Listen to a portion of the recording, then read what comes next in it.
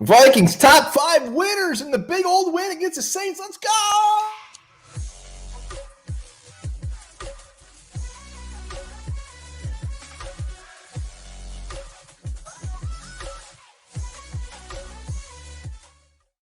All right, welcome back to the Onebar and Lupagus show. I'm Onebar with Lupagus. Vikings are 6-4. Beat the Saints. It's beautiful. Let's be clear. This whole damn team are winners this week. But we're talking 5 winners as always. Let us know who your winners are in the comments.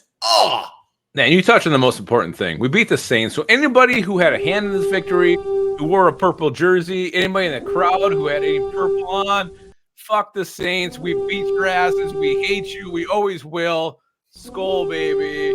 Vikings 6-4. 6-4, and things are looking good. And let's be clear, regardless of what happened in the second half, we kicked the living shit out of them in the first half. That was fun to watch. Second half, maybe not as fun, but we end up with the Dubski. Hit that sub button. If you're new, if you're watching, or if you've been here before, you're like, I don't know if I should sub. I don't know. Just hit the sub. Get it over with. It feels good. Hit that like button and leave us a comment. Not only does it feel good, but we are here every single day with some goddamn amazing Viking content. So you're going to get your money's worth by clicking that button. Amazing might be debatable, but we're here with content. That's all that matters. It might be amazingly bad.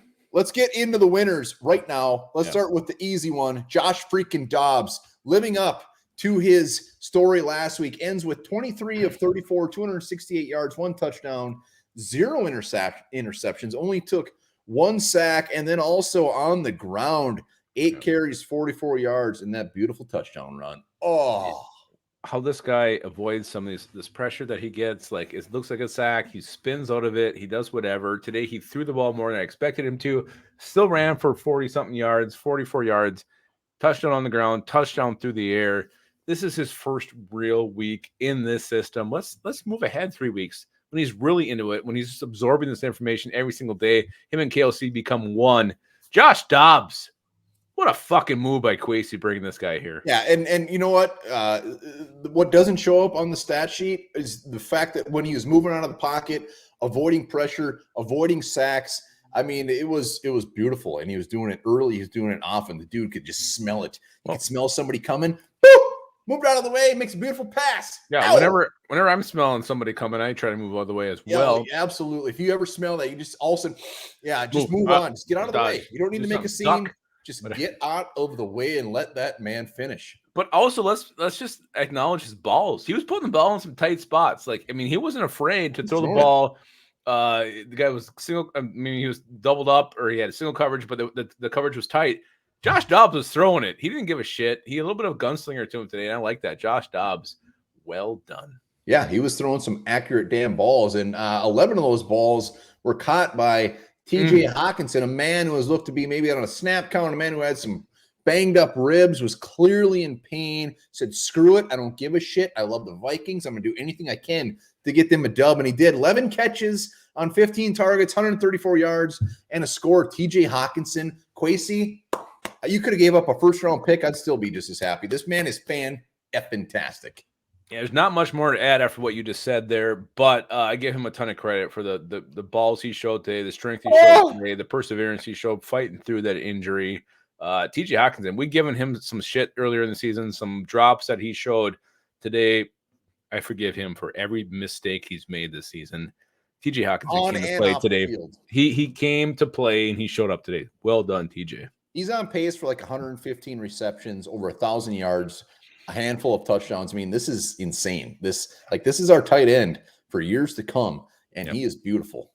And just the fact that, like, I mean, you know how much he was in pain. Like, you know, every time he took a hit, it probably just felt like giving birth to your anus or your piss hole. It probably felt like passing a kidney stone every time he took a hit, but he kept falling out. He didn't care. To get a win, and we got it. Let's go to the defense side of the ball. Byron Murphy, a guy that we have been a little up and down on, has, not been overly fantastic at times, but he had himself a game. Yeah, I thought he made some plays as a tackler in coverage, even when like Chris Olave or was it Perry? I remember like, he was there. The play was there. Like the receiver made a freakish play to get the ball. Murphy had the interception. He was in the backfield. He was making some tackles. I really thought this was one of his best games as a Viking, and you're right. We have been up and down on him, but this today he balled out. Well, the interception definitely helped. 3-pass defense, and he had a tough task for him in this Saints offense today. So Byron Murphy, got to give credit where credit is due. Let's stay on the defense side of the ball. Let's go with the big man, big old number 90, Jonathan Bullard, that strip sack. Every time you see him, he looks like Andre Giant out there wrestling Marty Jannetty. He's ginormous. I mean, he just looks like a man amongst boys out there. He's huge. When I think of Jonathan Bullard, one word comes to mind is power. He just powers his way through the blocker. It's not always pretty. It's not sexy. It's not quick. It's just pure strength, pure meat, pure sack, pushing his way to the ball carrier, whether it's a running back or the quarterback. Jonathan Bullard. I still can't believe Derek Carr hung onto the ball on that one where he fucking just came through. But Jonathan Bullard, beast, fucking beast today. Speaking of beasts, let's talk about DJ freaking Wanham. Yet another sack. Check another sack for this man. 4 tackles, one of them being a sack. Yeah, I mean, DJ Wanham, a guy we weren't even sure was going to make the final roster. They had these undrafted guys, Andre Carter, what's his name? Luigi Villain is looking good. We sent him, Carolina sniped him, but we were like, okay, maybe the Vikings just go with these young guys. DJ Wanham, you're not going to be able to form at the end of the year. The dude is playing amazing. So now you start thinking, like, are the Vikings going to pay him? Because he's going to make himself some money this offseason, whether it comes to the Vikings or not. DJ Wanham, appreciate him while he's here because the dude is balling out. Yeah, I mean, after this year, the guys we have under contract who are edge rushers are Patrick Jones and Andre Carter, I think. So DJ Wanham is definitely going to be in the discussion. Balster brought it up in our post game where I was not nice to DJ Wanham this offseason. I am eating a ton of crow. Because DJ Wanham is just whooping ass. I'm so glad he's on this team. You're gonna deep fry that crow. You're gonna saute it with some butter and some garlic. Just rip and rip. Just raw. Take her down. Take her down. You're gonna have worse shits than Rex Skittles. I am not scared. Let's do a winner. Let's do a 5A winner. Really? 5B winner. Let's put Kwesi on this list here because when you look at these guys, I mean, 3 of these winners: Byron Murphy, a guy we signed; TJ Hawkinson, a guy we went and traded for; and Joshua freaking Dobbs, the guy we traded for. It's easy to point the finger at him, but Lewis Seen and some other things, but he's made some moves that is put this team where in a position where they're 6-4.